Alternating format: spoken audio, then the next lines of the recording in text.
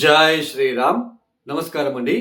2026 నూతన ఆంగ్ల సంవత్సరాది కన్యా రాశి వాళ్ళ సంవత్సర ఫలితాలు ఎలా ఉన్నాయో తెలుసుకుంటూ వెళ్దాం.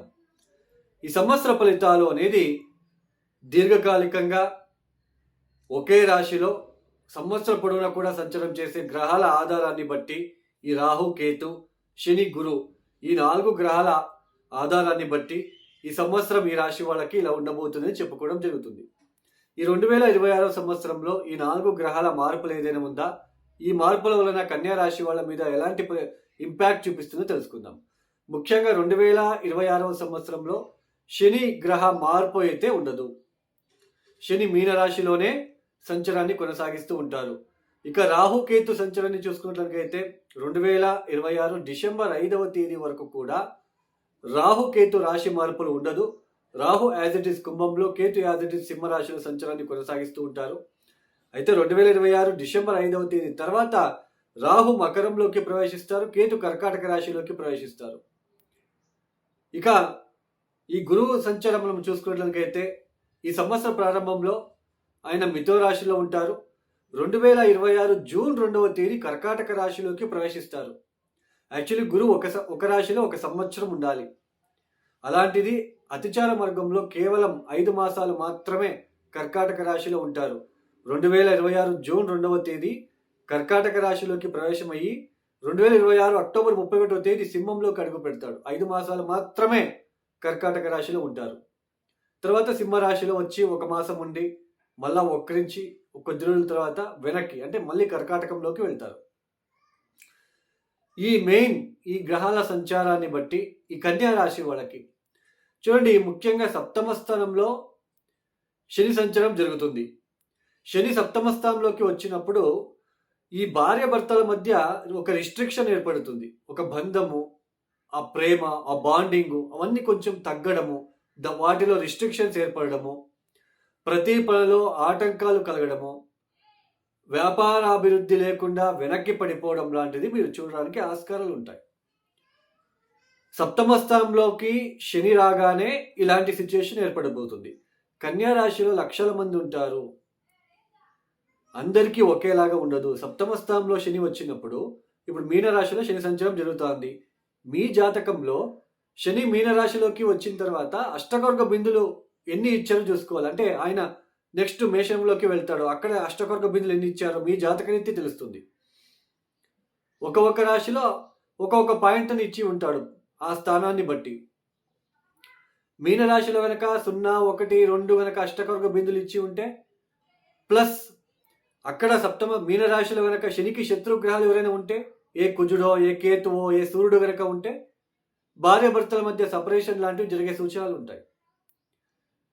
సామాన్యంగా సప్తమ స్థానంలోకి శని లాంటి గ్రహం వచ్చినప్పుడు ఒక రిస్ట్రిక్షన్ ఏర్పడుతుంది. బట్ ఎంతవరకు రిస్ట్రిక్షన్స్ ఎలా చూసుకోవాలంటే అష్టకొర్గ బిందువులు ప్లస్ అక్కడ ఎవరైనా శనికి శత్రుగ్రహాలు ఎవరైనా ఉన్నారా దాన్ని బట్టి చూసుకోవాలి. వ్యాపారంలో అభివృద్ధి లేకుండా ఉండడము, ఇబ్బందులు, ఉద్యోగంలో చాలా స్ట్రెస్కి గురి అవ్వడము, ఆరోగ్య విషయంలో ఇబ్బందులు, ఆర్థిక అభివృద్ధి లేకుండా ఉండడము, ఇలాంటివన్నీ మీరు చూడడానికి ఆస్కారాలు ఉంటాయి. అదే జూన్ 2వ తేదీ నుంచి అక్టోబర్ 31వ తేదీ వరకు 2026 జూన్ 2వ తేదీ నుంచి అక్టోబర్ 31వ తేదీ వరకు సంపూర్ణంగా గురుబలం ఉంటుంది.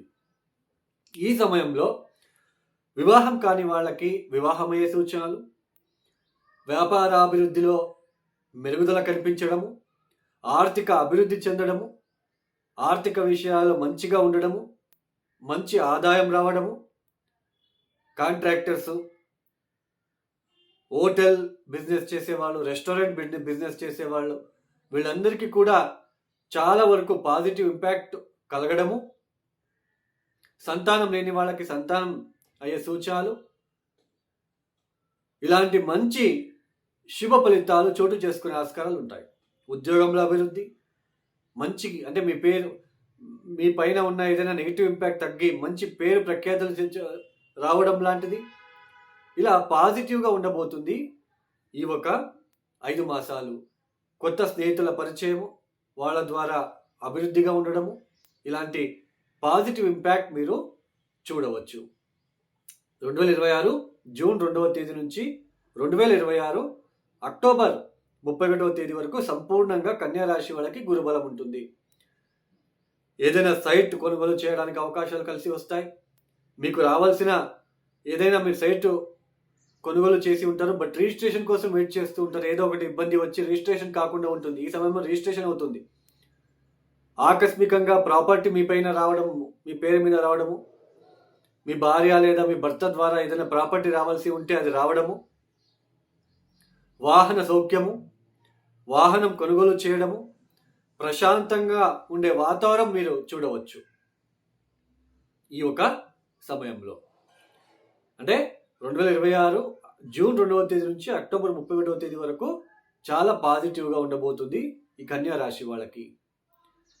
2026 అక్టోబర్ 31వ తేదీ తర్వాత మళ్ళీ వ్యయస్థానంలోకి వచ్చేస్తారు గురువు గారు.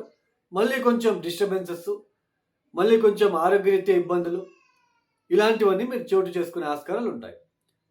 ఇక 6వ స్థానంలో రాహు, వ్యయస్థానంలో కేతు, కొంచెం నిద్రాహీనత, బ్యాక్ పెయిన్, కొంచెము మోకాలు పెయిన్స్ లాంటిది, కొంచెం అజీర్ణత, ఇవన్నీ కూడా మీకు ఉండడానికి ఛాన్సెస్ ఉంటుంది. మొత్తానికి కన్యా రాశి వాళ్ళకి ఈ సంవత్సరం 5 మాసాలు చాలా అద్భుతమైన సమయము. ఈ 5 మాసాలు చాలా బాగా యూటిలైజ్ చేసుకోండి. ప్రశాంతంగా ఉండే జీవితం లభిస్తుంది. మీరు గురుబలము, శని బలము, అది ఆ బలం ఈ బలం అంటూ ఉంటారు కదా. ఈ గురుబలం ఎన్ని రోజులు వచ్చినట్టు మరి? 5 మాసాలు మాత్రమే, టెంపరవరీ. మీ జాతకరీత్యా దశాభుక్తి బాలేకపోతే ఈ గురుబలం అనేది కొంచెం ఒక 5 మాసాలు కొంచెం ఊపిరి పీల్చుకోవడానికి అవకాశం ఇస్తుంది. దశాభుక్తి కనుక బాగుంటే ఈ గురుబలం ఇంకా ప్లస్గా మారుతుంది. సో జాతకం చాలా ఇంపార్టెంట్.